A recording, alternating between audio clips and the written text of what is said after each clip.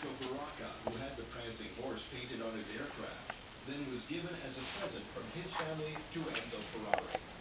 The classic red paint color was simply the color assigned by the IAF to Italian Grand Prix cars in the early years of the last century. In order to